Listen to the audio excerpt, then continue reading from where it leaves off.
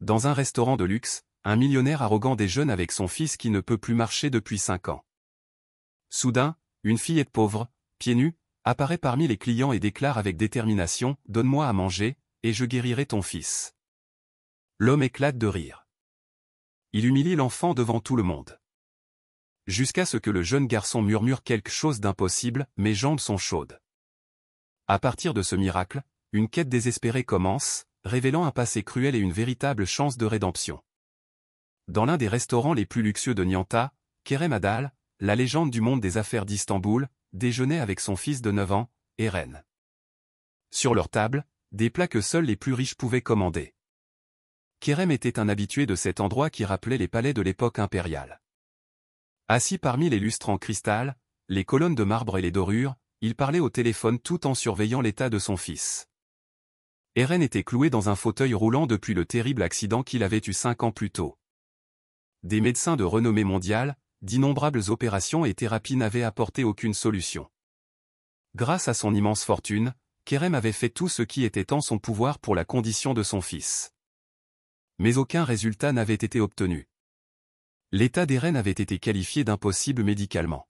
« Papa, je peux avoir de l'eau » demanda Eren. Sa voix était, comme d'habitude, faible et hésitante. Kerem, ignorant la demande de son fils, continua sa conversation téléphonique. « Oui, vends les actions immédiatement. N'attends pas demain. Je veux cette entreprise, quel qu'en soit le prix. » Quand il eut fini de parler et rangea son téléphone dans sa poche, l'un des serveurs avait déjà rempli le verre d'Eren. « C'est une affaire importante, » dit Kerem, comme pour se justifier. « Tu n'es pas encore assez grand pour comprendre. » Dans le restaurant, chacun vaquait à ses occupations. Des hommes d'affaires discutaient de leurs accords, de riches couples sirotaient leur champagne. Kerem commanda sa côtelette d'agneau préférée. Eren, quant à lui, se vit servir son habituel repas diététique spécialement préparé. L'enfant regarda son assiette avec un regard sans appétit. À ce moment précis, les portes vitrées du restaurant s'ouvrirent et une petite fille en vêtements déchirés, pieds nus, entra. Elle semblait avoir 8 ou 9 ans. Ses vêtements étaient en lambeaux, ses cheveux en bataille, mais ses yeux brillaient d'une détermination hors du commun. Les serveurs restèrent figés, ne sachant que faire, sous le choc. La petite fille s'avança au milieu des regards étonnés des clients.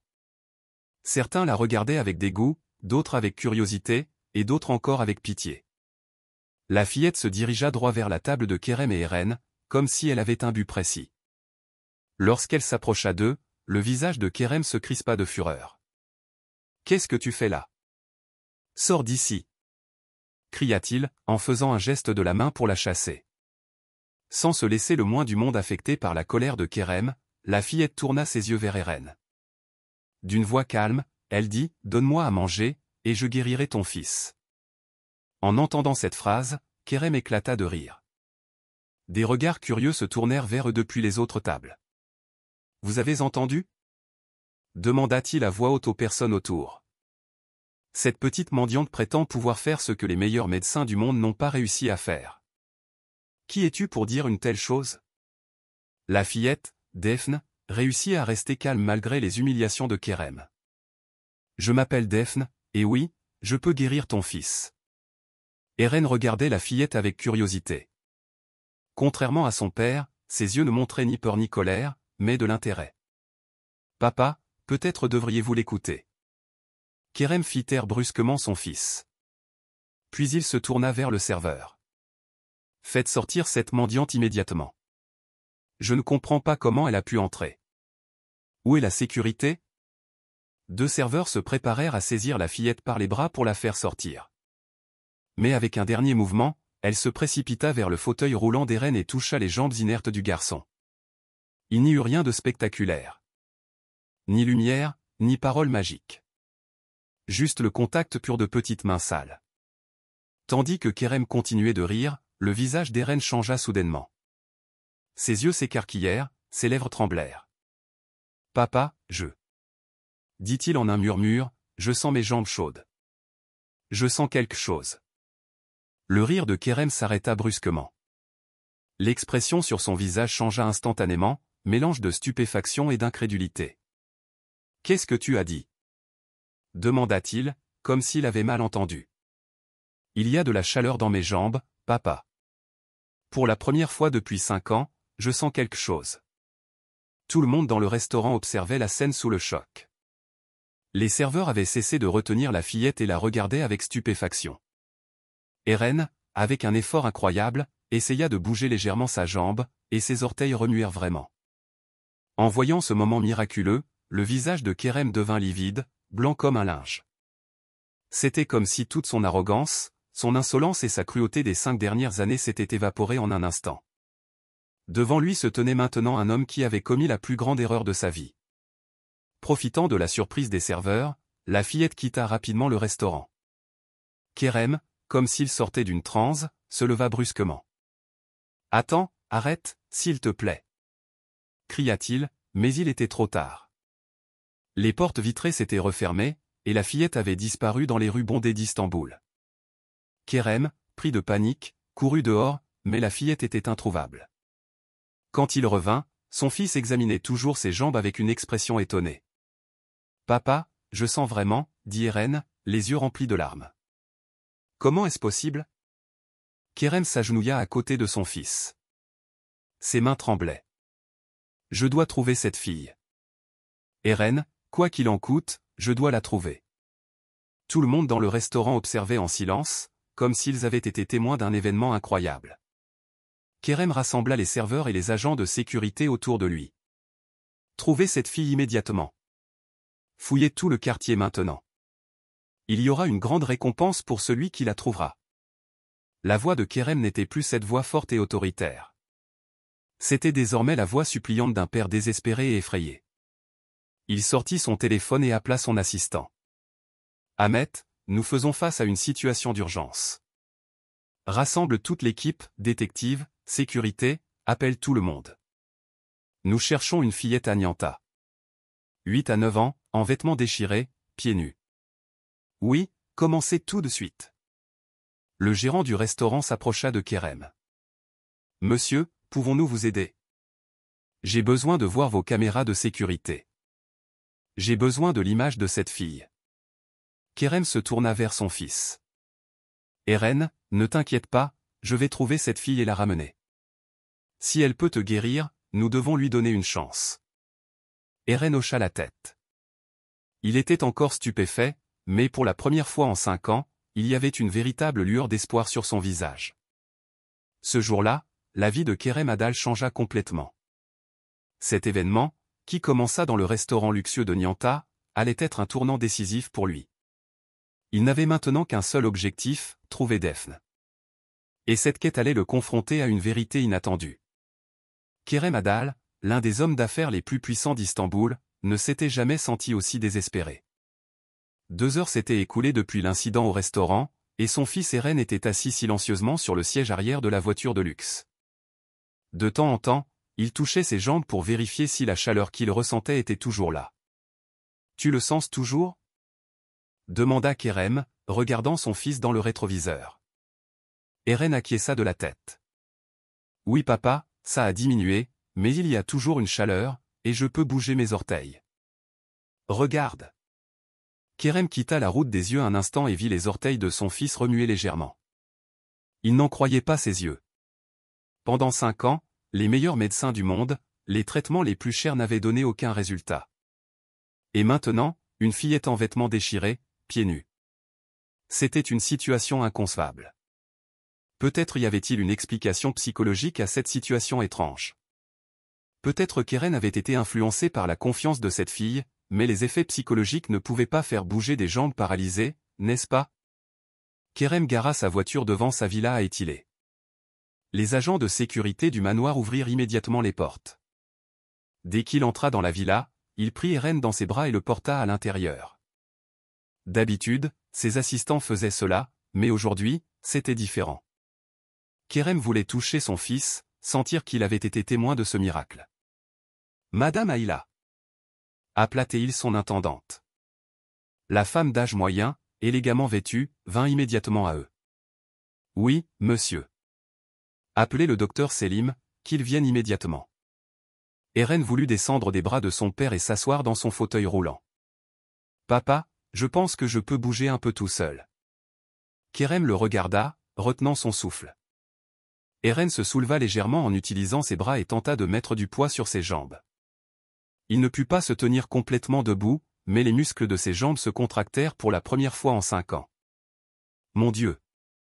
murmura Kerem.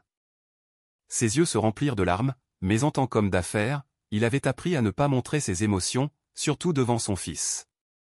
Madame Ayla assistait également à la scène avec stupéfaction. « Monsieur, comment est-ce possible ? » « Je ne sais pas, » dit Kerem sans quitter son fils des yeux. « Mais je dois trouver cette fille. Dites à Ahmed de diriger tous nos détectives sur cette affaire. Nous avons sa photo grâce aux caméras du restaurant. Même si nous devons fouiller tout Istanbul, nous trouverons cette fille. » Le docteur Selim arriva en 1 heure. En tant que médecin personnel d'Eren, il suivait de près sa situation. Il avait travaillé de nombreuses années à l'étranger et était un neurologue de renommée mondiale.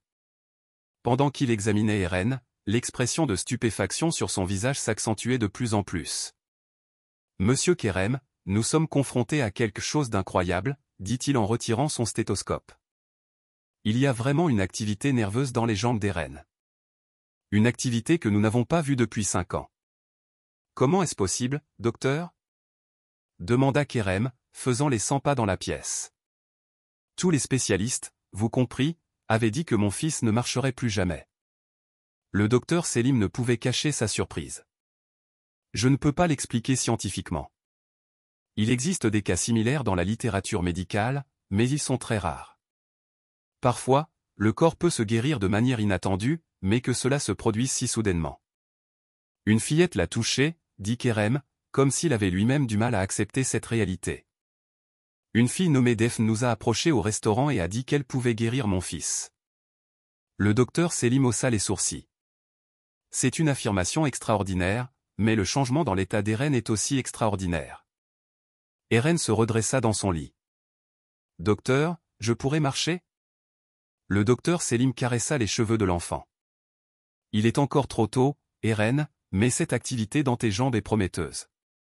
Nous devrons faire des tests approfondis. » Cette nuit-là, Kerem ne put pas dormir. Il s'assit dans le fauteuil à côté de la chambre de son fils. Il réfléchit pendant des heures. Pour la première fois de sa vie, malgré toute sa puissance et sa fortune, il ressentait un désespoir. Eren s'était endormi. Il avait sur son visage une expression sereine qu'il n'avait pas vue depuis longtemps. Tôt le matin, Ahmet, l'assistant de Kerem, apparut à la porte de la villa. Il se dirigea directement vers le bureau de Kerem, des dossiers à la main. « Bonjour monsieur.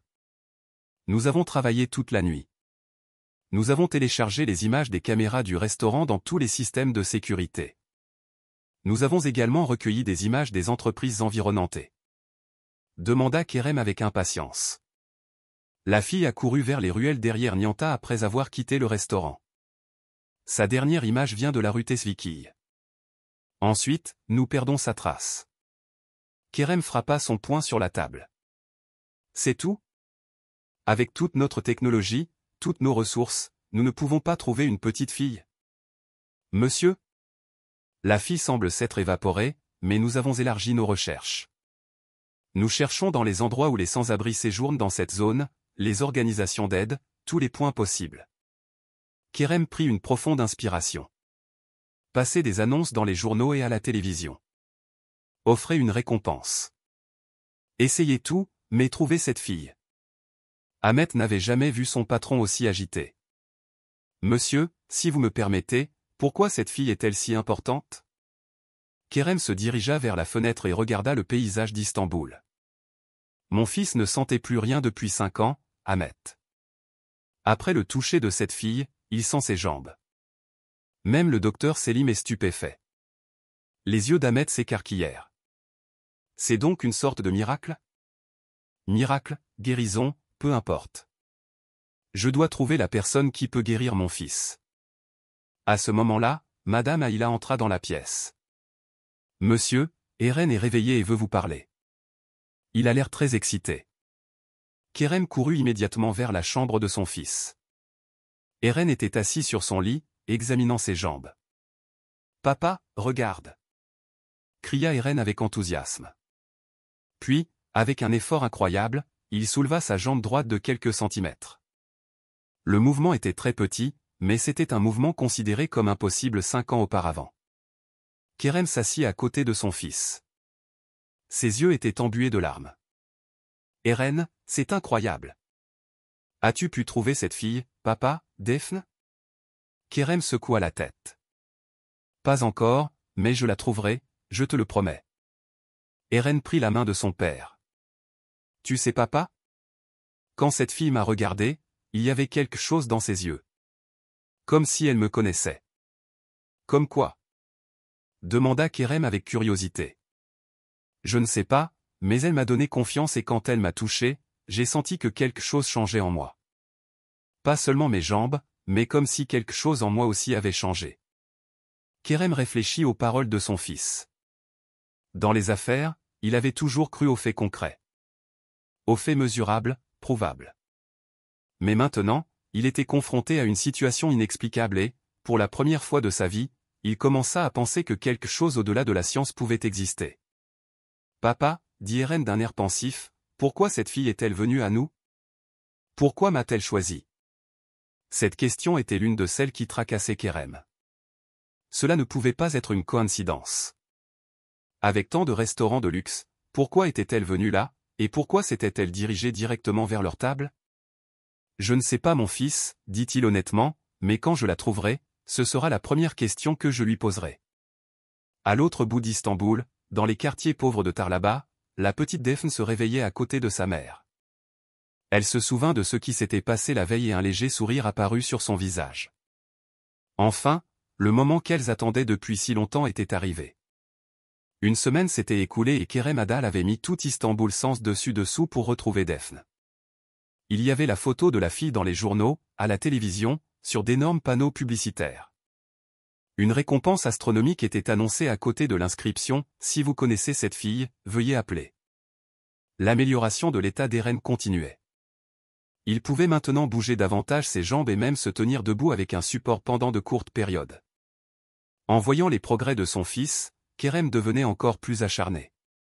Il avait presque complètement mis en suspens ses activités au sein de l'entreprise, consacrant toute son énergie et ses ressources à la recherche de Daphne. Il tenait une réunion dans son bureau avec son assistant Ahmet et le détective privé Orhan. Il est impossible que nous n'ayons pas trouvé la trace de cette fille en une semaine. Cria Kerem, faisant voler des papiers sur son bureau. Istanbul est une grande ville, mais pas à ce point. Quelqu'un doit cacher quelque chose.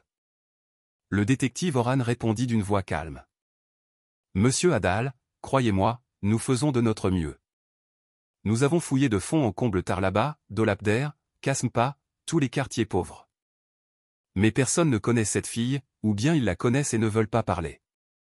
Vous avez offert de l'argent? Demanda Kerem en plissant les yeux. Bien sûr, des sommes importantes, mais c'est comme si la fille s'était évaporée. Kerem commença à faire les 100 pas dans son bureau. Réfléchissons logiquement. Une enfant de 8 à 9 ans ne peut pas vivre seule. Elle doit avoir une famille, au moins un parent. Ahmet intervint. Nous avons enquêté auprès de toutes les organisations d'aide sociale, des institutions de protection de l'enfance, des fondations qui viennent en aide aux sans-abri. Il n'y a aucune trace. Kerem s'arrêta. Une idée traversa son esprit. Peut-être qu'elle est clandestine.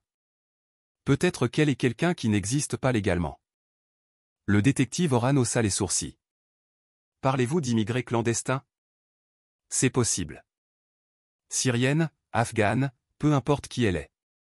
Peut-être est-ce quelqu'un qui n'est pas enregistré officiellement. Ahmet commença immédiatement à prendre des notes. Je vais enquêter dans les camps de migrants et les colonies illégales. Kerem se dirigea vers la fenêtre et regarda la silhouette complexe d'Istanbul. Des gratte-ciel, des mosquées historiques, des ponts, et quelque part au milieu, une petite fille qui pourrait guérir son fils. Il y a autre chose, dit-il soudain. Cette fille me connaissait peut-être. Elle est venue directement à ma table. Et si nous avions un lien? Le détective Orhan réfléchit. Avez-vous eu un contact avec une famille pauvre dans votre passé, en particulier une famille avec une petite fille? Kerem répondit avec un sourire amer. Monsieur Oran, j'ai fait des affaires avec des milliers de personnes. J'ai acheté, réduit, fermé des centaines d'entreprises. Je ne me souviens même plus combien de personnes j'ai licenciées. En prononçant cette phrase, il ressentit pour la première fois le poids de ses propres paroles. Pendant des années, en tant qu'homme d'affaires froid, il n'avait jamais réfléchi à l'impact de ses décisions sur la vie des gens. Les entreprises n'étaient pour lui que des chiffres, des bilans de profits et pertes.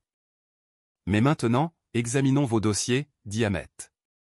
Nous allons chercher parmi les personnes que vous avez licenciées au cours des 5 dernières années, en particulier les femmes avec enfants. Kerem donna son accord à Ahmet. Puis il se souvint soudain. La période avant et après l'accident d'Eren, j'étais très stressé à l'époque. Peut-être que pendant cette période. Son téléphone sonna avant qu'il ne puisse finir sa phrase. C'était le docteur Selim, le médecin d'Eren. Monsieur Kerem, j'ai de bonnes nouvelles. Les résultats de l'IRM d'Eren sont arrivés. Nous voyons quelque chose d'incroyable. Les dommages autour de la moelle épinière semblent commencer à guérir. Je ne peux pas l'expliquer scientifiquement, mais les tissus se réparent. Après avoir raccroché, Kerem se tourna vers ceux qui étaient dans la pièce. Je dois absolument trouver Daphne. Quoi qu'elle fasse, quel que soit son pouvoir, j'en ai besoin pour mon fils. Cette nuit-là, Kerem était assis seul sur la terrasse de sa villa, buvant du whisky. Il se rappela ce terrible jour, 5 ans plus tôt. Il était avec son fils. Il conduisait vite sur la route côtière dans sa voiture de luxe. Il était au téléphone pour une importante réunion d'affaires. Il n'avait pas fait attention à la route. Et puis cet horrible accident, l'accident qui avait brisé la vie d'Eren, le condamnant à un fauteuil roulant. Quand les médecins avaient dit qu'Eren ne marcherait plus jamais, Kerem avait mis toute sa fortune en jeu. Les meilleurs médecins, les traitements les plus récents, les méthodes expérimentales, rien n'avait fonctionné. Et maintenant, une fillette en robe déchirée avait accompli l'impossible. Papa. Kerem se retourna. Eren était monté sur la terrasse dans son fauteuil roulant. Eren, il est tard. Tu aurais dû dormir.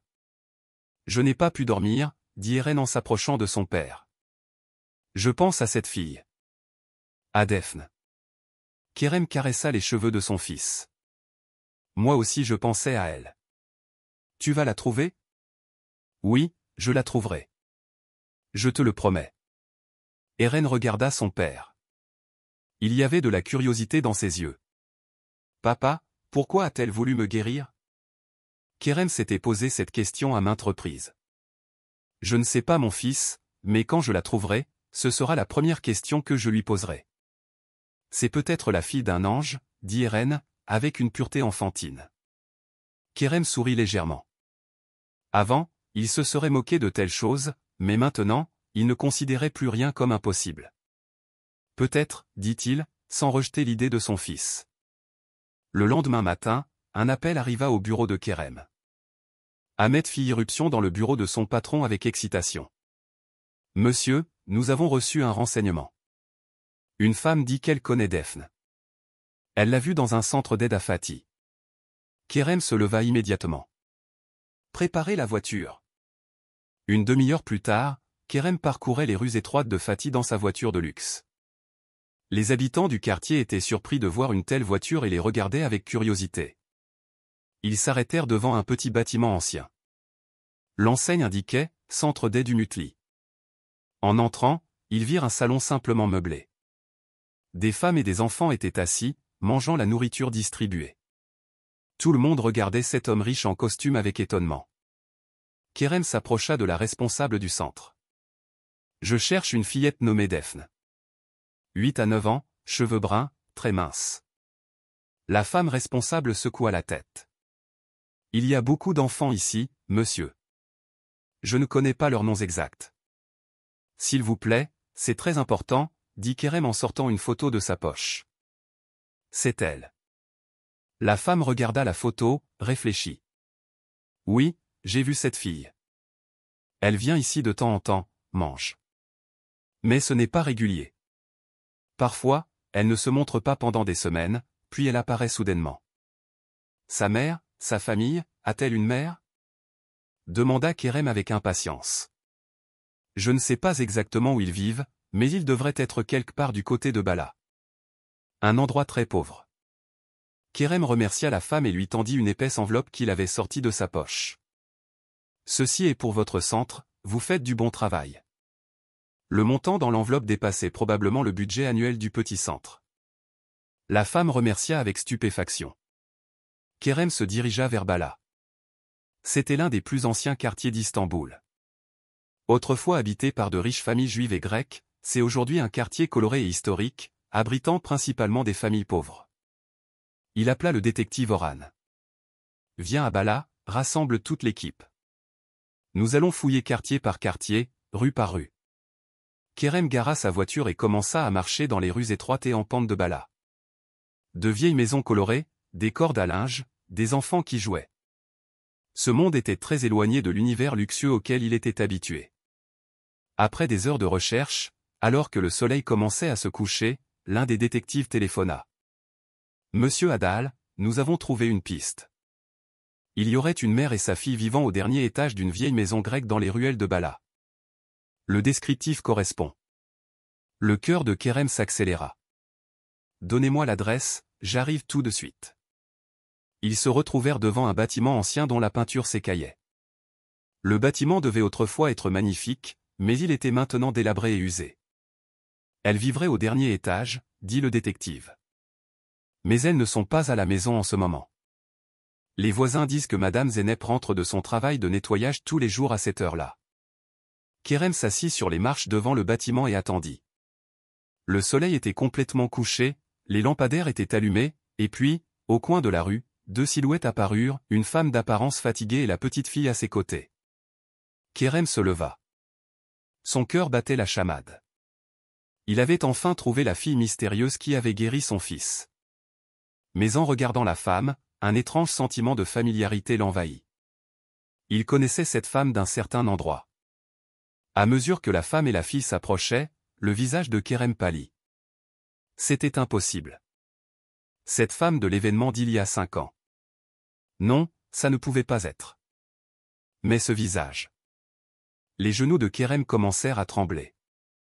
Zeynep, murmura-t-il, presque à bout de souffle. La femme s'arrêta.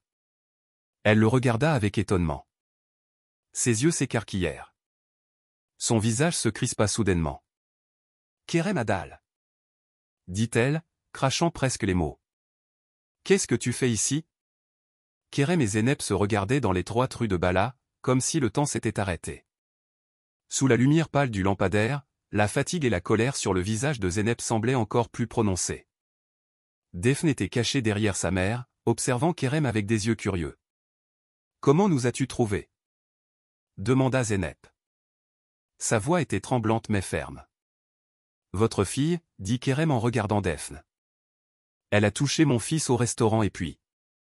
Je sais ce qu'elle a fait, dit Zeynep d'un ton dur. Pourquoi ne m'as-tu pas écouté quand je t'ai dit de rentrer à la maison, Defne? Defne répondit sans sortir de derrière sa mère. Cet enfant avait besoin de moi, maman.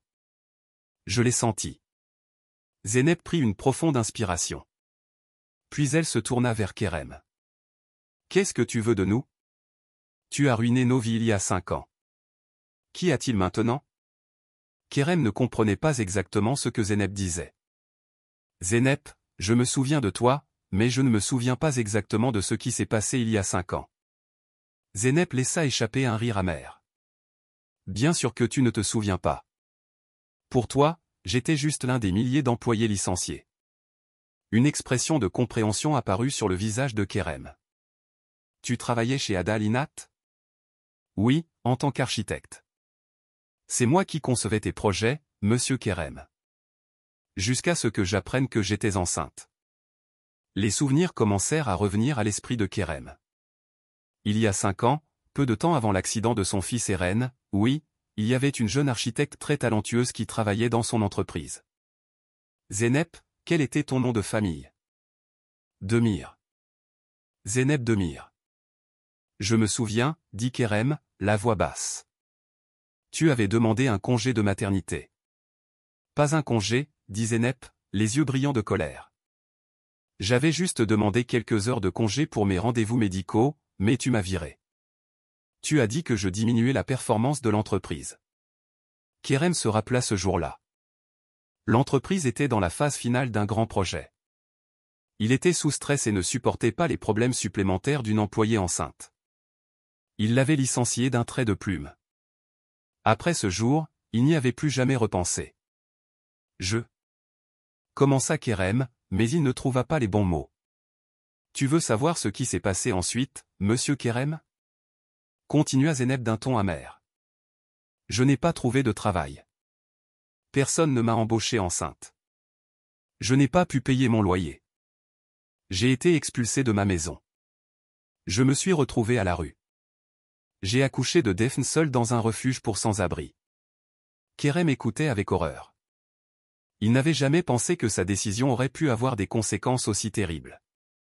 Et maintenant, dit Zeynep, tu mets toute la ville sens dessus-dessous pour nous trouver. Pourquoi? Parce que tu penses que ma fille peut aider ton fils. Je veux juste guérir mon fils, dit Kerem, presque en suppliant. Defne sortit de derrière sa mère et s'approcha de Kerem. Comment va Eren? Kerem regarda la fillette. Cette petite fille, mince et pauvre, avait donné de l'espoir à son fils. Mais elle était aussi le produit d'une vie qu'il avait lui-même ruinée des années auparavant. Mieux, dit Kerem. Il peut bouger un peu ses jambes. Les médecins disent que c'est une amélioration incroyable. Defne sourit. Je savais que ça marcherait, je savais. Zeynep prit le bras de sa fille. Allez, rentre à la maison Defne. Nous avons fini ici. Attendez. Dit Kerem précipitamment. S'il vous plaît, nous devons parler. Zeynep hésita. Qu'y a-t-il à dire de plus? Beaucoup de choses, dit Kerem. Et puis il fait froid. Ne parlons pas dehors. Pouvons-nous nous asseoir quelque part et parler? Zeynep hésita, mais finit par hocher la tête.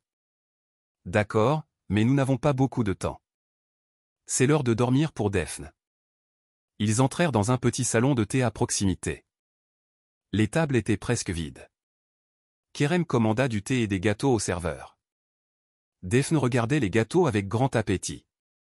Mange ma chérie, dit Zeynep à sa fille. Puis elle se tourna vers Kerem. Oui. De quoi allons-nous parler? Kerem s'éclaircit la gorge. Tout d'abord, je suis désolé pour ce que je t'ai fait. À l'époque, j'étais une personne différente. Étais-tu vraiment différente? Demanda Zeynep en plissant les yeux. Ou est-ce seulement parce que tu as besoin de moi maintenant que tu t'excuses? Kerem ne put contester cette accusation. Elle avait raison. Si Defne n'avait pas touché son fils, il n'aurait probablement jamais pensé à Zeynep, ni l'aurait jamais cherché. Tu as raison, dit-il honnêtement. Peut-être que je n'ai pas vraiment changé. Mais mon fils Eren souffre depuis 5 ans et ta fille Defne lui a donné de l'espoir pour la première fois. Defne, mangeant son gâteau, intervint. Je voulais juste aider. Je l'ai senti. J'ai senti sa douleur. Zeynep et Kerem regardèrent la fillette avec stupéfaction. Qu'est-ce que tu veux dire par sentir? Demanda Zeynep. Defne haussa les épaules. Parfois, je peux sentir la douleur à l'intérieur des gens et parfois je peux aider. Depuis quand? Demanda Kerem avec curiosité. Je ne sais pas. Je pense que ça a toujours été comme ça. Zeynep regarda sa fille avec inquiétude. Defne, nous n'avons jamais parlé de cela auparavant. Parce que je ne voulais pas te contrarier, maman. Mais c'est la vérité. Parfois, quand je touche des gens, je peux voir les choses brisées en eux et je peux en guérir certaines. Kerem frissonna en écoutant les paroles de la fille. Comment cette petite enfant pouvait-elle avoir un tel pouvoir? Et pourquoi as-tu choisi mon fils? Demanda-t-il. Defne regarda Kerem droit dans les yeux. Parce que je te connaissais. Maman me montrait toujours tes photos. Elle gardait tes articles de journaux. Kerem regarda Zeynep avec surprise. La femme détourna les yeux avec honte. Je devais te connaître, te surveiller, dit Zeynep. Parce qu'un jour, peut-être, j'aurais voulu faire valoir mes droits. Et ce jour est arrivé, dit Kerem lentement. Qu'est-ce que tu veux de moi maintenant, Zeynep? Une indemnisation, un travail, quoi que ce soit, je le ferai. Zeynep sourit, mais il y avait plus de douleur que de joie dans ce sourire. Si tu m'avais offert ces choses il y a 5 ans, cela aurait peut-être eu un sens, mais maintenant je veux juste une vie paisible avec ma fille. Je peux te donner ça, dit Kerem. S'il te plaît, laisse au moins ta fille aider Eren. Après ça, je ferai tout ce que tu veux. Zeynep prit une profonde inspiration. Je laisse la décision à Daphne. Si elle veut. Daphne intervint immédiatement. Je veux. Je veux aider Eren. Je peux le compléter. Le compléter? Demanda Kerem. Oui. Je veux finir ce que j'ai commencé. Je veux rassembler les morceaux brisés à l'intérieur de lui. Kerem était étonné par la maturité de la fille. Merci Daphne. C'est très important pour nous, mais j'ai une condition, dit Daphne d'un air sérieux. Laquelle? Tu dois guérir aussi. Kerem fronça les sourcils. Je ne suis pas malade. Il y a des endroits brisés en toi, dit Daphne. Peut-être pas dans ton corps, mais à l'intérieur. Je vais guérir Eren, mais tu dois aussi changer.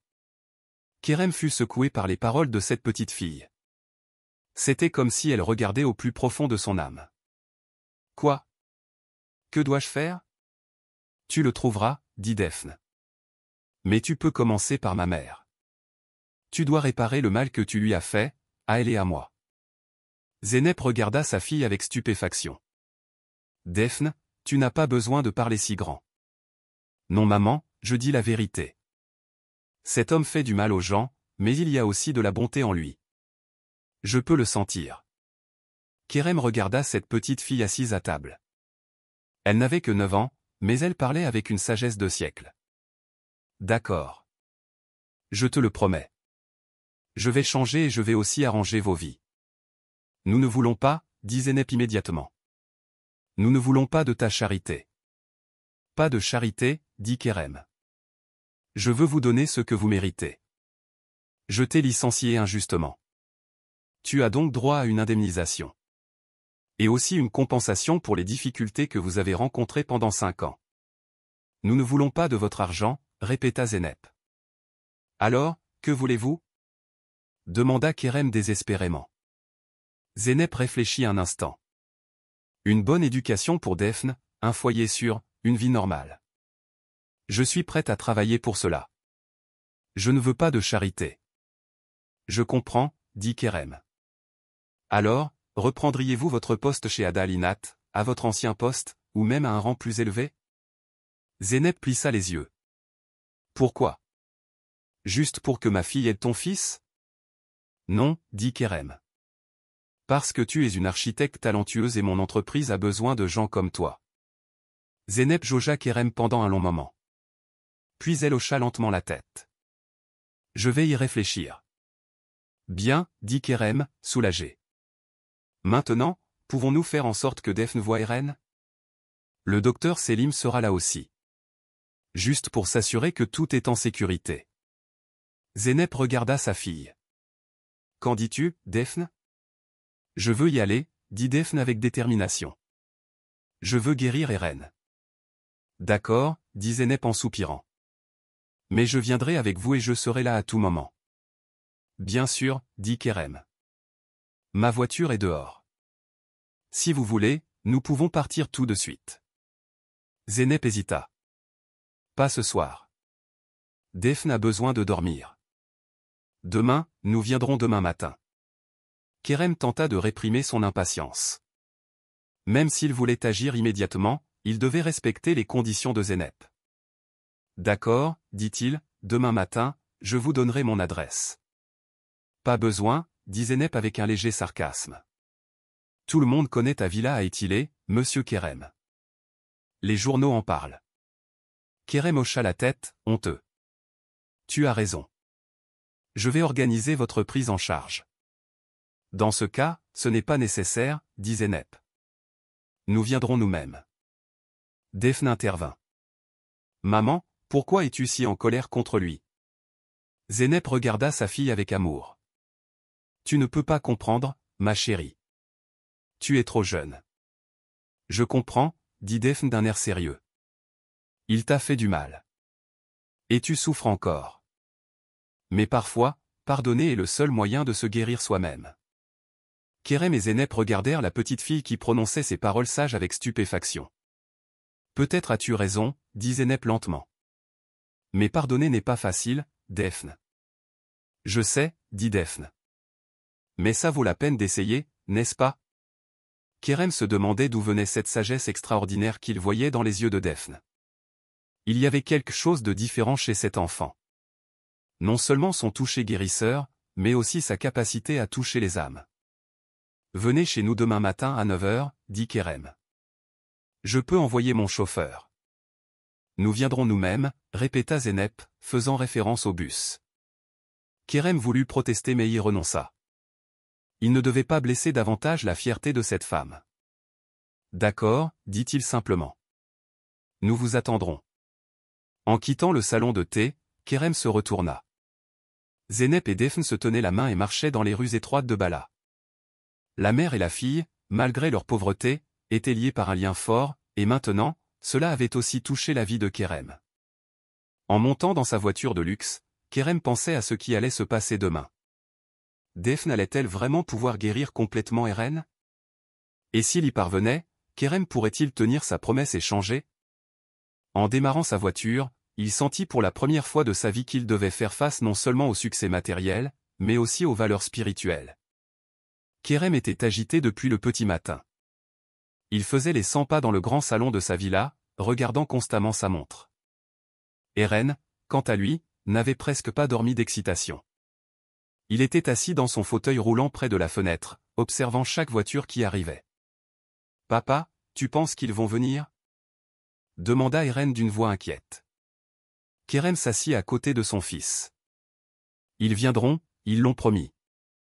Et si cette fille, Daphne, ne peut pas me guérir complètement ?» Kerem caressa les cheveux de son fils. « Ce qu'elle a fait jusqu'à présent est déjà un miracle, Eren. » Le docteur Selim est stupéfait, il n'y a aucune explication scientifique. « Mais si ça ne va pas plus loin, si ça en reste là ? Alors nous serons heureux avec ça, dit Kerem d'une voix calme. Il y a une semaine, tu ne sentais rien dans tes jambes. Maintenant, tu peux les bouger. C'est déjà un progrès incroyable. Au même moment, la sonnette retentit. Kerem se leva immédiatement. Madame Aïla, la femme de ménage, se dirigea vers la porte, mais Kerem l'arrêta. « Je vais ouvrir, dit-il. » En ouvrant la porte, il vit Zeynep et Daphne. Zeynep portait une robe plus propre que ses vêtements d'hier, mais toujours très modeste. Daphne, elle, semblait laver et coiffer. Il y avait de l'excitation et de la curiosité dans les yeux de la petite fille. « Bienvenue, dit Kerem en s'écartant. Veuillez entrer. » Lorsque Zeynep et Daphne entrèrent, elles s'arrêtèrent un instant, stupéfaites par la splendeur de la villa. De larges sols en marbre, de hauts plafonds, des œuvres d'art, c'était un monde très différent de leur petit grenier de Bala. « Eren vous attend, dit Kerem en les dirigeant vers le salon. Le docteur Selim arrivera bientôt aussi. Daphne sourit en voyant Eren. Elle s'approcha de lui sans hésitation. Bonjour Eren.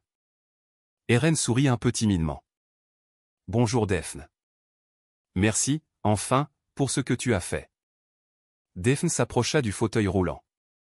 Comment vont tes jambes? Tu les sens? Oui, dit Eren avec enthousiasme. Je les sens de plus en plus chaque jour depuis que tu m'as touché. Je peux même bouger mes orteils. Regarde. Eren, avec un grand effort, bougea ses orteils. Daphne hocha la tête avec satisfaction. Tu guéris bien. Pendant ce temps, Kerem et Zeynep s'étaient un peu reculés, observant les enfants. La tension entre eux était encore palpable. Voulez-vous un café? Demanda Kerem. Zeynep hocha la tête. Merci. Ils allèrent à la cuisine. Kerem demanda 2 cafés à Madame Aïla. Puis il se tourna vers Zeynep. Je n'ai pas pu dormir la nuit dernière, dit-il. Je n'ai cessé de penser à toi, à ce que j'ai fait. Zeynep répondit avec une expression froide. Ce n'est que maintenant que tu as des remords? Oui, dit Kerem honnêtement. C'est peut-être trop tard, mais je réalise maintenant à quel point ce que j'ai fait était horrible. Tu sais, tu ne m'as pas fait ça qu'à moi, dit Zeynep. Qui sait combien de vies tu as ruinées? Combien de familles tu as détruites? Tout ça pour le profit, n'est-ce pas? Kerem ne put contester ces accusations. C'était vrai. Dans les affaires, il avait toujours été impitoyable. Les employés n'étaient pour lui que des chiffres. Des postes à supprimer dans les bilans de profit et pertes. Tu as raison, dit-il.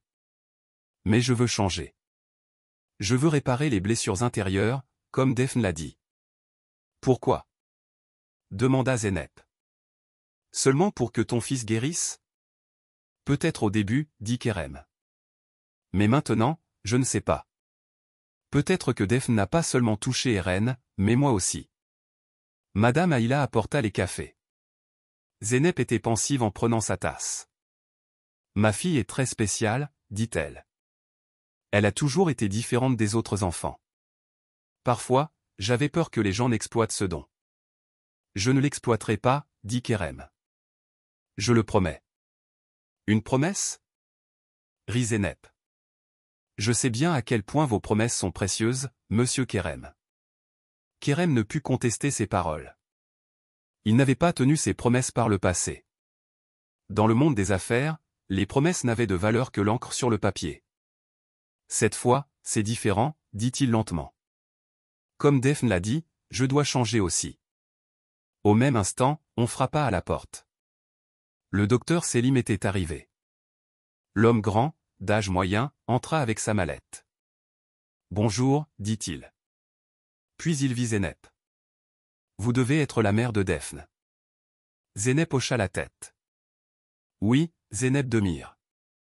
Docteur Selim Akkar, dit l'homme en tendant la main. Je suis le médecin d'Eren, ce que votre fille a fait est incroyable. Tous retournèrent au salon. Daphne et Eren passaient le temps en discutant. Les deux enfants semblaient à l'aise, comme s'ils étaient amis depuis des années. Oui, dit le docteur Selim en entrant dans la pièce. Comment vas-tu, Eren?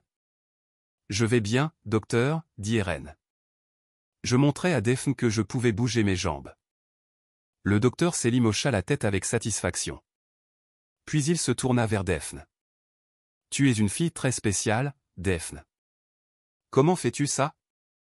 Daphne haussa les épaules. Je ne sais pas. Je le sens, c'est tout.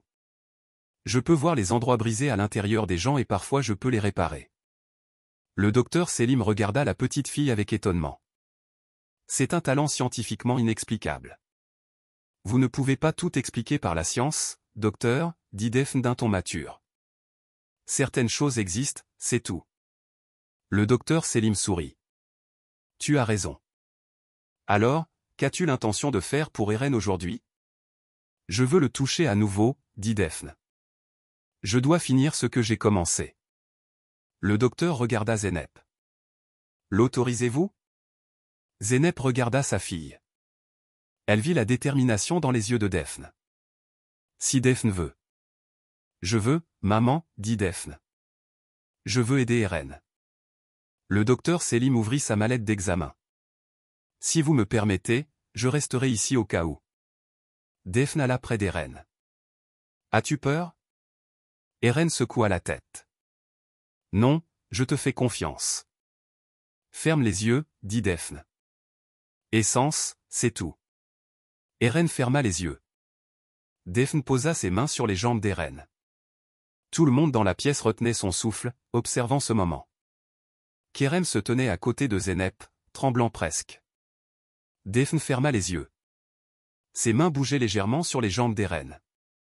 Elle ne disait rien, mais l'expression de concentration sur son visage était très intense. Un silence étrange régnait dans la pièce. Quelques minutes s'écoulèrent ainsi. Puis Daphne ouvrit les yeux et retira ses mains. Maintenant, dit-elle, essaie de te lever. Eren regarda Daphne avec surprise. Je ne peux pas me lever. Je n'ai pas pu marcher depuis 5 ans. Essaie, répéta Daphne d'une voix pleine de confiance. Eren prit une profonde inspiration. Il essaya de se soulever en s'accrochant aux accoudoirs du fauteuil roulant. Quand il mit du poids sur ses jambes, tout le monde pensa qu'il allait tomber, mais il ne tomba pas. Ses jambes tremblèrent et commencèrent lentement à le soutenir. « Mon Dieu !» murmura le docteur Selim. Kerem n'en croyait pas ses yeux. Son fils se tenait debout pour la première fois en 5 ans. Ses jambes tremblaient, mais il était debout. « Papa !» cria Eren, les larmes aux yeux. « Je suis debout, je suis debout. » Kerem courut vers son fils, mais Defne l'arrêta. « Non, laissez-le faire tout seul. » Eren fit un petit pas hésitant. Puis un autre pas. Ses jambes étaient faibles. Il avait oublié comment marcher, mais il bougeait. « C'est impossible, » dit le docteur Selim sous le choc. Médicalement, c'est absolument impossible. Eren fit encore quelques pas avec ses jambes tremblantes. Puis il se fatigua. Kerem courut immédiatement le tenir, le serra dans ses bras. « Mon fils, mon cher fils, » murmura-t-il, les larmes aux yeux. Defne souriait silencieusement. Zeynep alla près de sa fille et la serra dans ses bras. « Que as-tu fait, Defne » demanda-t-elle avec étonnement et fierté. « Comment fais-tu ça ?»« Je ne sais pas, maman, » dit Defne. « Je sais, c'est tout. » Le docteur Selim commença immédiatement à examiner Eren. Il vérifia ses réflexes. Il examina ses muscles. « Incroyable, » répéta-t-il. « Les nerfs sont actifs, les muscles réagissent.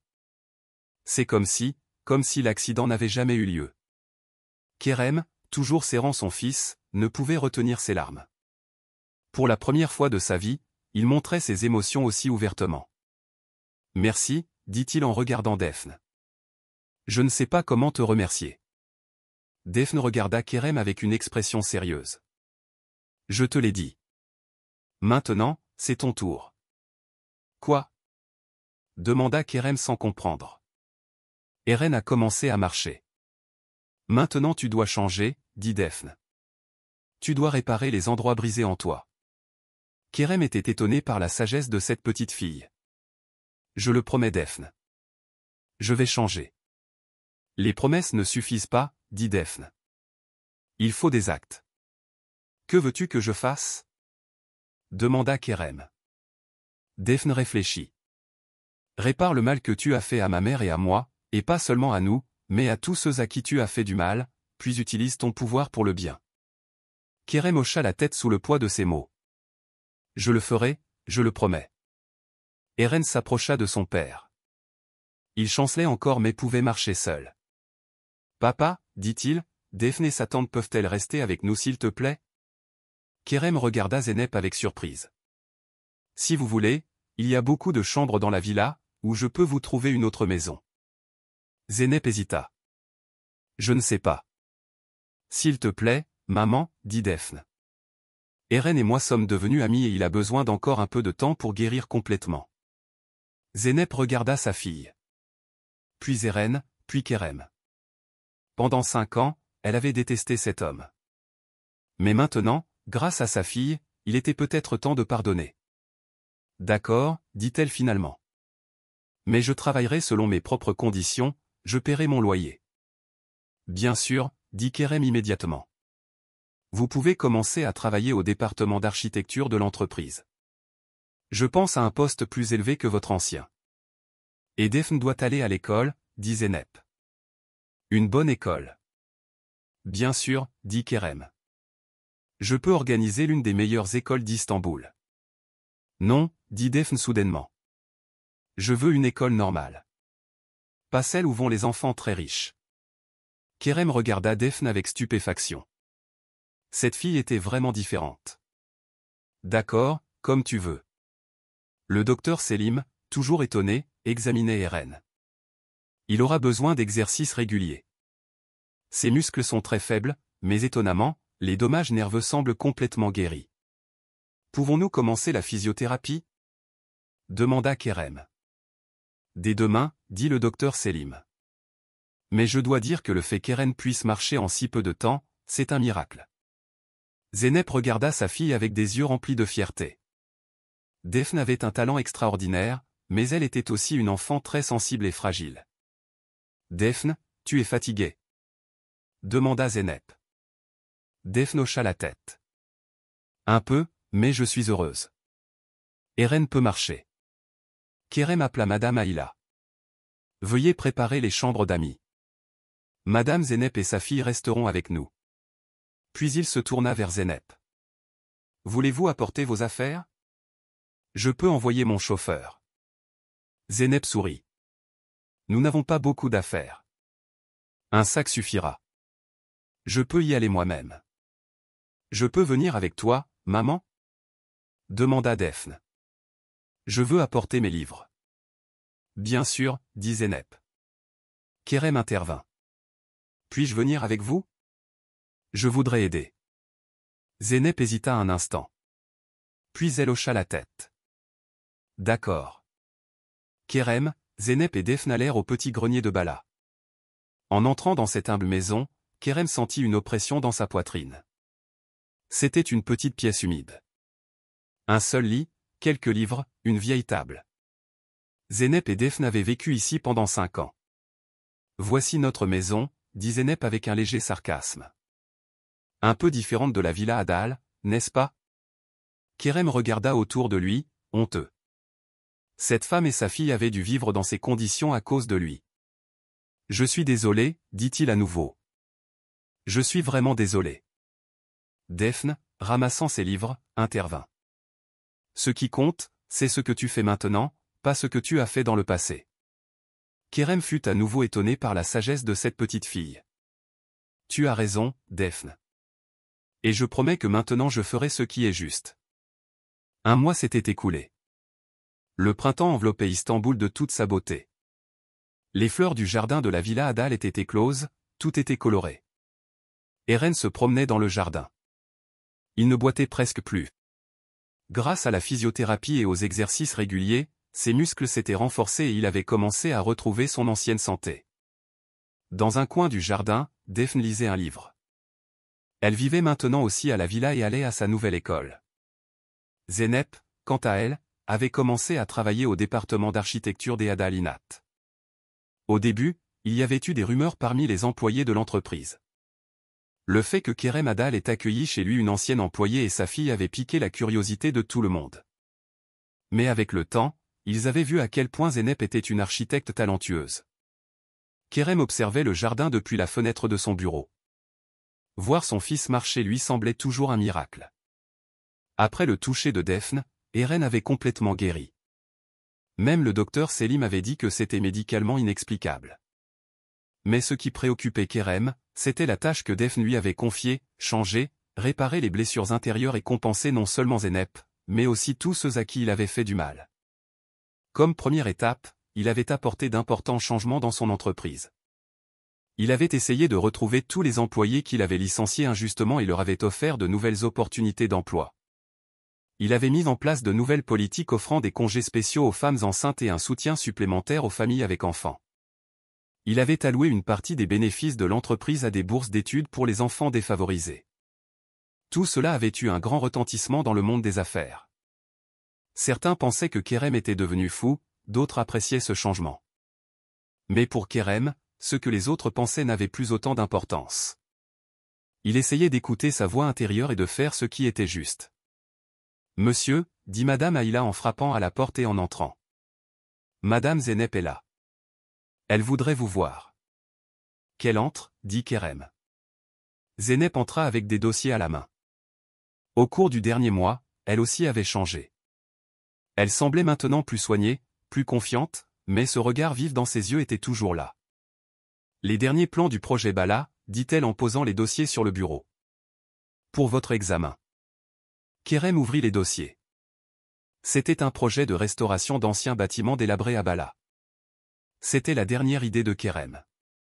Rénover des maisons historiques et les offrir à des prix abordables aux familles à faible revenu. C'est magnifique, dit Kerem en examinant les plans. Exactement comme je l'avais imaginé. Zeynep sourit. Merci. L'équipe a travaillé dur. 1 mois auparavant, la haine de Zeynep envers Kerem était presque palpable. Mais avec le temps, elle avait vu que Kerem essayait vraiment de changer. Elle n'avait peut-être pas complètement pardonné, mais au moins un début avait été fait. « Comment va Daphne » demanda Kerem. C'est-elle habituée à l'école? Oui, dit Zeynep. Vous savez, c'est une enfant qui peut s'adapter partout. Mais parfois je m'inquiète. Pourquoi? À cause de ses talents. Un enfant de sa classe est tombé. Il s'est blessé au genou. Daphne a immédiatement couru le toucher. La blessure a guéri en quelques minutes. Maintenant, toute l'école en parle. Kerem fronça les sourcils. C'est un problème? Ça pourrait l'être, dit Zeynep d'un air inquiet. Je sais que Daphne est spéciale, mais je veux aussi qu'elle ait une enfance normale. Si les gens commencent à la voir comme la fille miracle. Je comprends, dit Kerem. Vous voulez la protéger? Oui. Mais comment? Je ne peux pas contrôler ce dont et elle veut aider tout ce qu'elle veut aider. Kerem réfléchit. Peut-être pouvons-nous lui montrer qu'il y a d'autres façons d'aider. En dehors de la guérison directe. Comme quoi? Comme le projet Bala. Offrir des maisons, des emplois, une éducation aux gens. N'est-ce pas aussi une forme de guérison? Zeynep hocha la tête d'un air pensif. Tu as raison. Je devrais peut-être en parler à Daphne. Au même moment, des cris joyeux se firent entendre du jardin. Kerem et Zeynep s'approchèrent de la fenêtre. Eren et Daphne couraient et riaient dans le jardin. Eren courait véritablement pour la première fois en 5 ans. Regarde, dit Zeynep, les yeux remplis de larmes. C'est ça, le vrai miracle. Kerem sentit une chaleur le traverser en regardant cette scène. Oui. Et ta fille l'a fait. Pas seulement Daphne, dit Zeynep en regardant Kerem. Tu as changé aussi. Les changements que tu as apportés à ton entreprise, le projet Bala. Ce sont aussi des miracles. Kerem fut surpris par ces mots. C'était la première fois qu'il entendait un compliment de la bouche de Zeynep. Merci, dit-il. Mais j'ai encore un long chemin à parcourir. Je sais, dit Zeynep. Mais au moins, tu es sur la bonne voie. Pour le dîner, tout le monde se retrouva à la grande table. Eren était fatigué d'avoir couru toute la journée, mais il était heureux. Daphne, comme d'habitude, était silencieuse et pensive.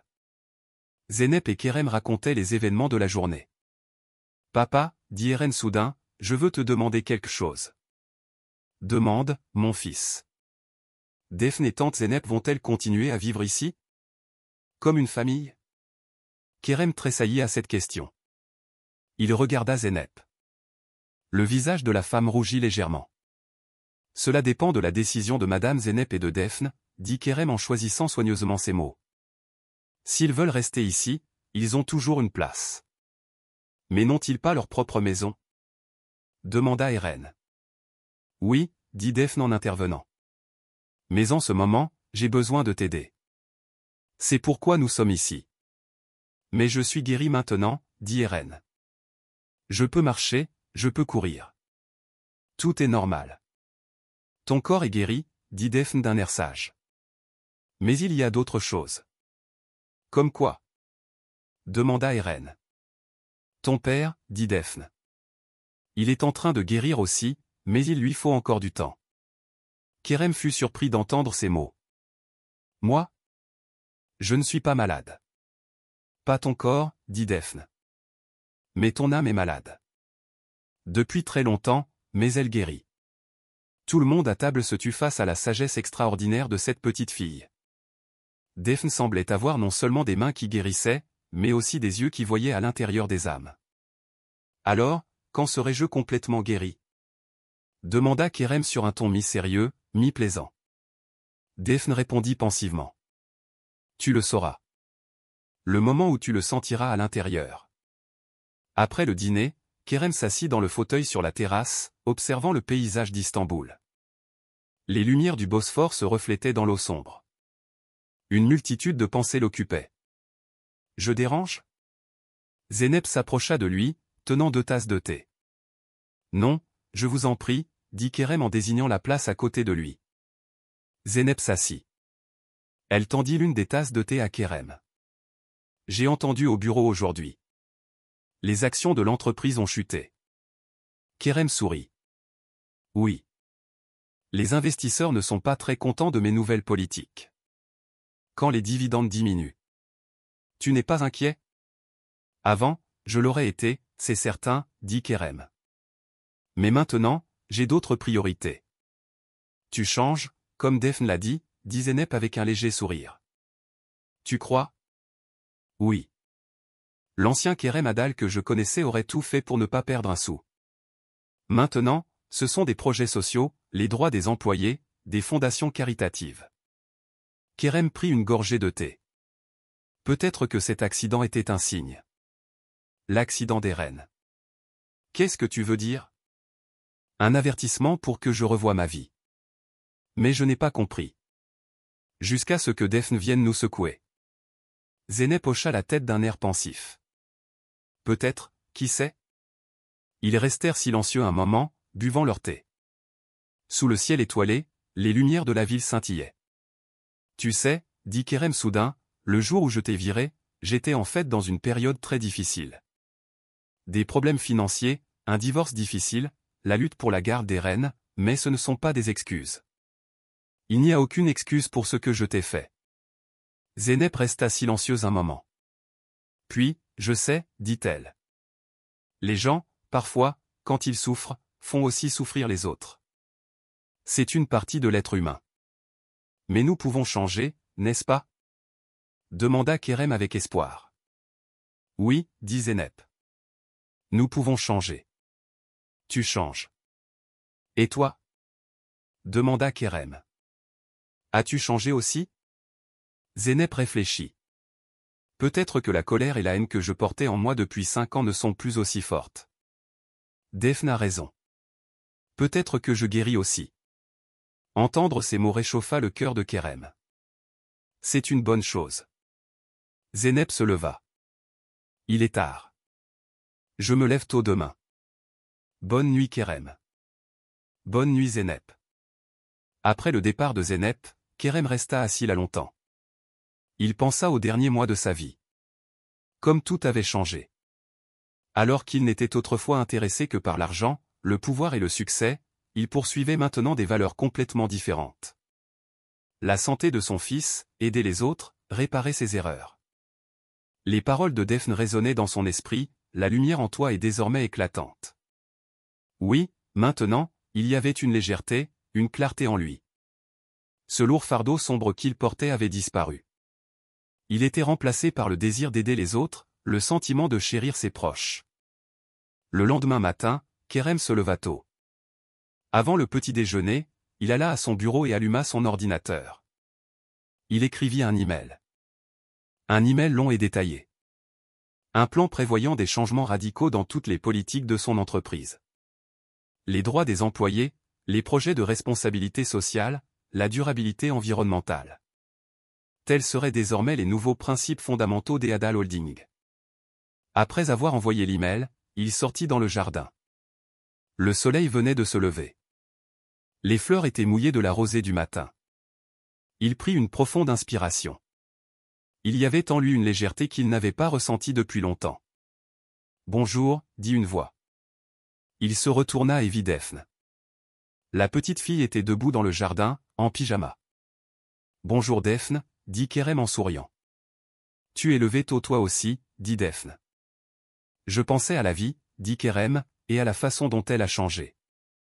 Daphne hocha la tête. Tu te sens bien? Oui, dit Kerem. Je pense que je guéris, comme tu l'as dit. Bien, dit Daphne avec un sourire sincère. Je le sens aussi. Que sens-tu? Demanda Kerem avec curiosité. Les morceaux brisés en toi ne sont plus si brisés. Ils se rejoignent. Kerem prit une profonde inspiration en entendant ces mots. Comment peux-tu voir ça? Daphne haussa les épaules. Je ne sais pas. Je vois, c'est tout. Il y a des lumières en chacun. Certaines sont brillantes, certaines sont faibles, certaines sont brisées. Ta lumière guérit. Kerem fut à nouveau étonné par la perception extraordinaire de cette petite fille. Tu es très spéciale, Daphne. Tout le monde est spécial, dit Daphne. Mais certains l'oublient simplement. Ils commencèrent à marcher ensemble dans le jardin. Les oiseaux chantaient, les fleurs s'épanouissaient. C'était le début d'une nouvelle journée et peut-être le début d'une nouvelle vie pour Kerem Adal. 6 mois plus tard, Kerem Adal, l'un des hommes d'affaires les plus célèbres d'Istanbul, organisait une conférence de presse pour le projet le plus important de sa vie. Des journalistes et de nombreuses personnalités du monde des affaires s'étaient rassemblés dans la salle de conférence d'un hôtel de luxe. Kerem monta sur scène, prit le microphone en main.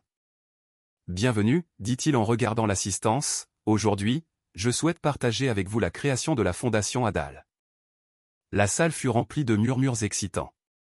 Kerem Adal avait fait la une des journaux au cours des 6 derniers mois avec des décisions qui avaient surpris le monde des affaires.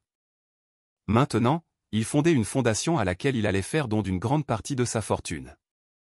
La Fondation Adal agira dans 3 domaines principaux, continua Kerem. Le premier est la réhabilitation et l'éducation des enfants handicapés. Le second est l'offre de logements et d'opportunités d'emploi aux familles à faible revenu. Le troisième est un programme de soutien aux mères célibataires. Pendant qu'il parlait, Kerem regarda les 3 personnes qui se tenaient à l'arrière de la salle. Eren, Zeynep et Defne le regardaient avec fierté. Eren était maintenant en parfaite santé. Il était retourné à l'école et avait même commencé à faire du sport. Zeynep était devenue la chef du département d'architecture des Adal Inat, et Defne, elle, était toujours la même petite fille mystérieuse et sage.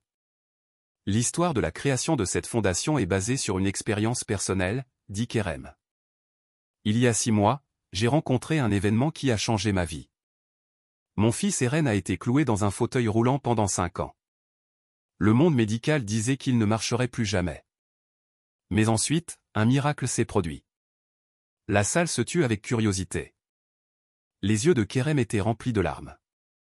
Une petite fille, Defne, a touché mon fils et l'a guéri. Une guérison scientifiquement inexplicable. Mais elle n'a pas seulement guéri mon fils. Elle m'a aussi changé. Elle m'a rappelé les vraies valeurs de la vie. Kerem marqua une courte pause avant de continuer. Mais il y a un autre aspect à cette histoire.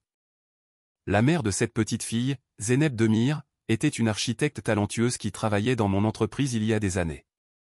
Une employée que j'ai licenciée parce qu'elle était enceinte. Cette décision a ruiné la vie d'une mère et d'un enfant, et puis, des années plus tard, cet enfant est venu et a guéri mon fils. Des bruits de surprise s'élevèrent dans la salle. Kerem admettait ouvertement ses propres erreurs. Cette fondation est un pas concret dans le changement qui a commencé ce jour-là.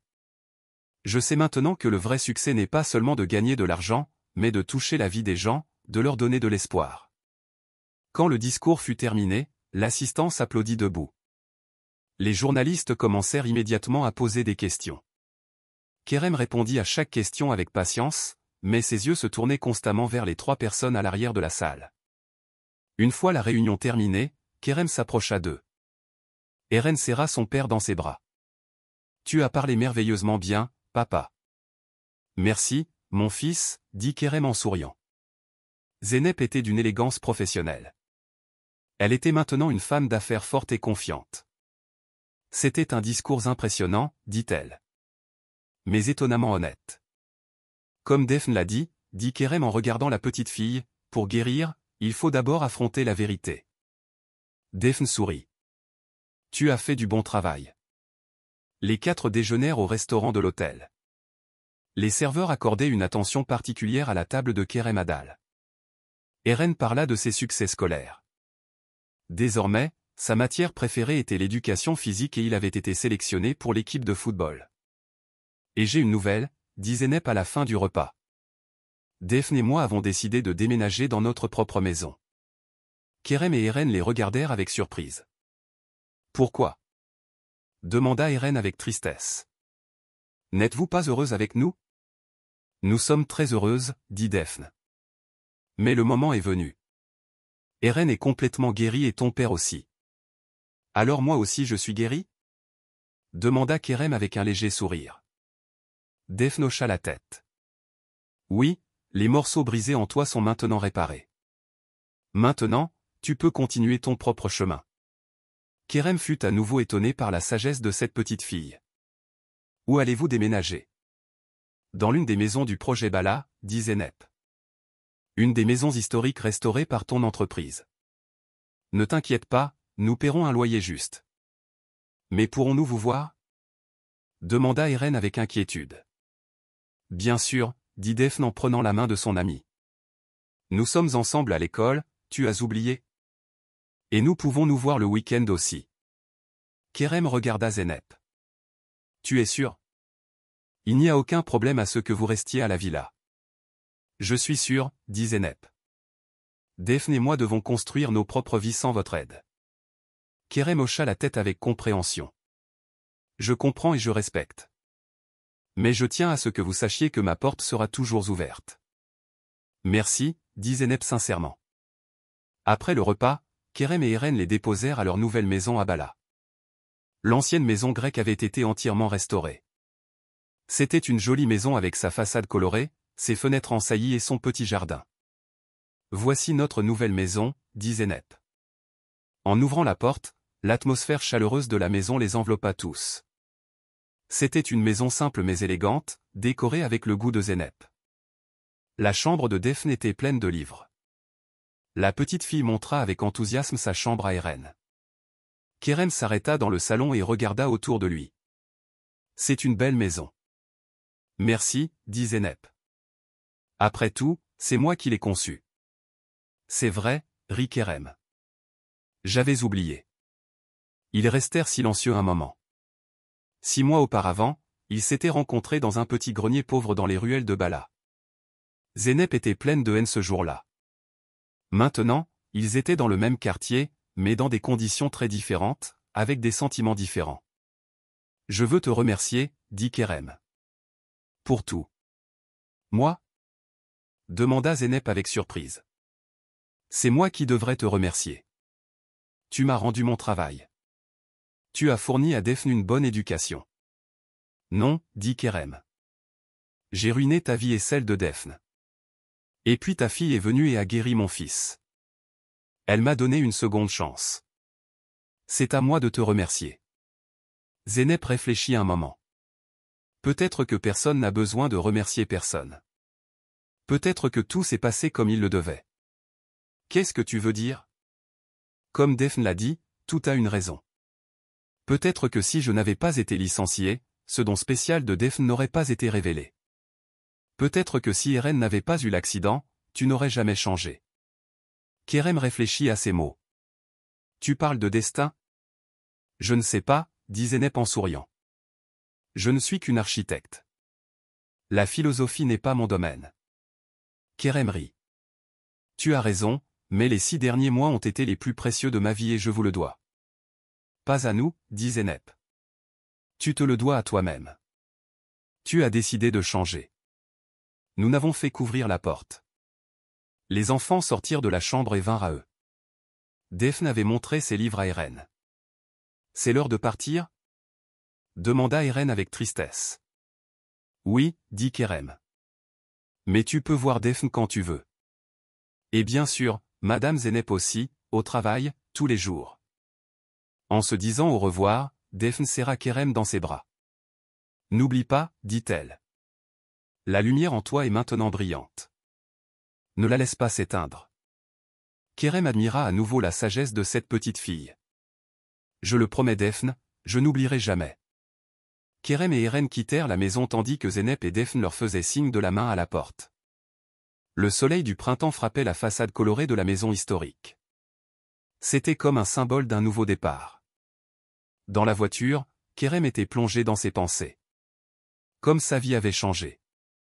Alors qu'il n'était autrefois qu'un homme d'affaires impitoyable, courant après l'argent et le pouvoir, il vivait maintenant avec des valeurs complètement différentes. La santé de son fils, aider les autres, réparer ses erreurs. Papa, dit Eren soudain, je suis triste que Daphne et tante Zeynep vivent loin de nous. Moi aussi, dit Kerem. Mais nous les verrons souvent et peut-être que ce sera mieux pour elles. Pourquoi? Parce qu'elles doivent construire leur propre vie. Être indépendantes, vivre sans avoir besoin de nous. Eren réfléchit. Mais nous étions comme une famille. Peut-être que nous le sommes toujours, dit Kerem en souriant. Tu n'as pas besoin de vivre sous le même toit pour être une famille. C'est vrai, dit Eren. Et je suis toujours le meilleur ami de Daphne. Oui, tu le es. Alors que la voiture avançait dans le trafic d'Istanbul, Kerem pensait aux 6 derniers mois de sa vie. La guérison miraculeuse de son fils, l'entrée de Zeynep et Defne dans sa vie, son propre changement intérieur, tout défila devant ses yeux comme un film. Il se rappela les paroles de Defne, la lumière en toi est désormais éclatante. Oui, maintenant, il y avait une légèreté, une clarté en lui. Ce lourd fardeau sombre qu'il portait avait disparu. Il était remplacé par le désir d'aider les autres, le sentiment de chérir ses proches. Quand ils arrivèrent à la villa, c'était le soir. Eren monta dans sa chambre pour faire ses devoirs. Kerem, quant à lui, s'assit dans le fauteuil sur la terrasse. Il regarda le paysage d'Istanbul. Les lumières de la ville scintillaient dans l'eau sombre. Il sortit son téléphone et composa un numéro. « Allô Zeynep, dit-il. Je suis désolé de vous déranger. Je voulais juste savoir si vous étiez bien installé. » La voix de Zeynep parut chaleureuse à l'autre bout du fil.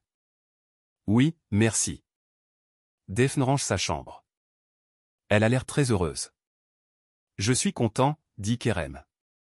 Si vous avez besoin de quoi que ce soit, n'hésitez pas à appeler. » Merci Kerem. Mais nous allons bien, vraiment. Il y eut un court silence. Puis Kerem dit, on se voit demain, alors. Oui, on se voit demain au travail. Après avoir raccroché, Kerem réfléchit longtemps. Où serait-il maintenant si Defne et Zeynep n'étaient pas entrés dans sa vie il y a 6 mois? Probablement encore le même homme d'affaires impitoyable, courant après l'argent et le pouvoir. Son fils serait toujours dans un fauteuil roulant et ce vide, cette obscurité en lui, n'aurait cessé de croître. Mais maintenant, tout était différent. Son fils était en bonne santé. Son entreprise travaillait non seulement pour le profit, mais aussi pour aider les gens. Et lui-même, oui, lui aussi avait changé. Les morceaux brisés en lui étaient réparés. Defne avait raison. Il avait guéri. Le lendemain matin, Kerem quitta la maison pour aller au travail. Son chauffeur avait préparé la voiture de luxe. Mais Kerem voulut faire quelque chose de différent ce matin. « Aujourd'hui, je ne vais pas conduire, dit-il au chauffeur. Je vais marcher. » Le chauffeur fut surpris mais ne dit rien. Kerem sortit de la villa et s'engagea dans la rue. C'était un matin ensoleillé. Les arbres étaient en fleurs, les oiseaux chantaient. Pour la première fois, il marcha en regardant réellement autour de lui.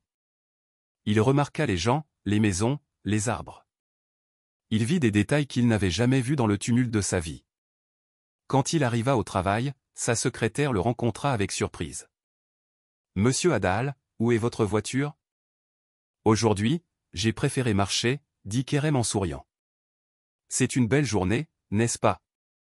La secrétaire essayait encore de s'habituer à cette nouvelle facette de son patron. Oui, monsieur. Une belle journée. Quand il entra dans son bureau, Zeynep l'attendait.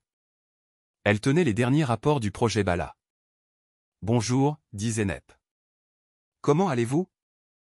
Très bien, dit Kerem sincèrement. Et vous, et Defne ? Nous allons bien, dit Zeynep en souriant.